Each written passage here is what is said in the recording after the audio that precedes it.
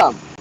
কেন হ্যাঁ করেছি করার জন্য, মানে ফর্ম ফিল আপটা সই করতে হচ্ছে,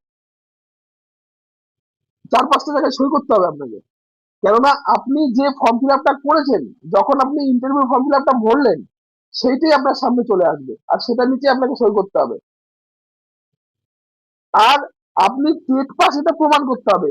সেটা এক, সার্টিফিকেট দিয়ে প্রমাণ করতে পারবেন। দুই, আপনার এই যে আপনি যখন ফর্ম ফিল আপ করতে গেছিলেন, দেখুন তখন এই দুটো কপি নিয়ে এসছেন, দেখেন তার উপরে দেখুন মার্কসটা লেখা আছে ওইটা।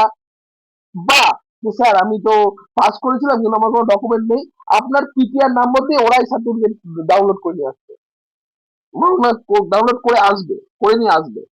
ঠিক আছে, বলতে পারলাম?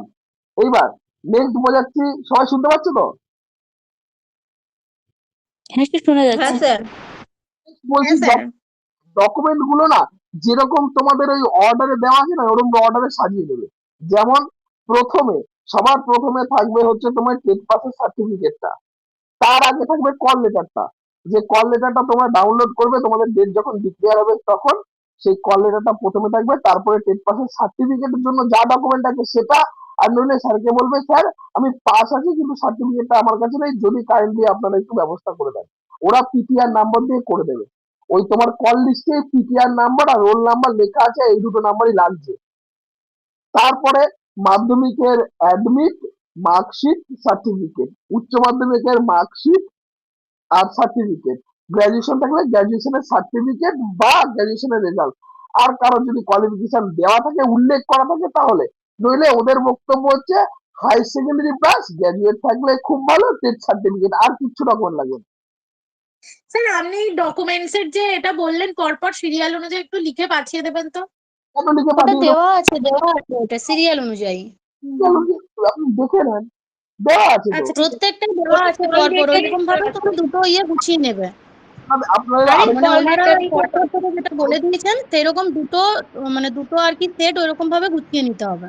এখানে নিচ্ছে একটা সেট রাখলে আপনার ভালো, কিন্তু এখানে একটা সেট দিচ্ছে, যেটা যে হ্যাঁ ডকুমেন্ট। একটা সেট নিচ্ছে, একটা সেটে স্যার আমি তো রেডি করে রেখেছি, একটা সেটের নিচে সাইন করে রেখেছি আর একটা সেট ফাঁকা রেখেছি। হ্যাঁ, সাইন করবেন, দিয়ে ইন্টারভিউ সেই দেবে।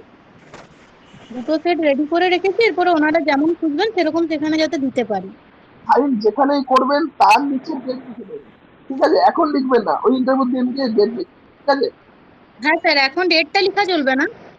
আর ছবির সামনে নিজের নাম, আর তার পেছনে ছবির ব্যাক সাইডে নাম, ডেট, রোল নাম্বার, তারিখ।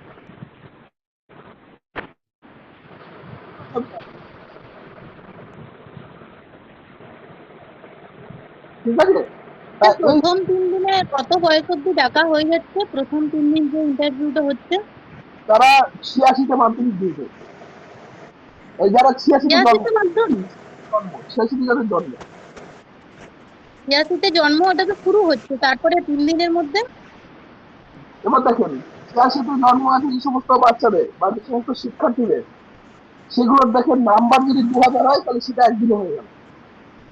এবার তার পরবর্তীতে, ধরুন তার পরবর্তীতে আছে হচ্ছে 88 থেকে 90, সেখানে বাচ্চাগুলো যত আছে, মানে 2000 ক্যান্ডিডেট হয়ে গেলে ক্লোজ হচ্ছে সেই ডেটটা, আবার পরের ডেট চলে যাচ্ছে, আর 2000 স্যার ক্যান্ডিডেট পাওয়া যাচ্ছে না। স্যার শুনতে পাচ্ছেন? বলুন না, আপনি বলুন, সবার কথা। রিম্পা দিদি তোমারটা একবার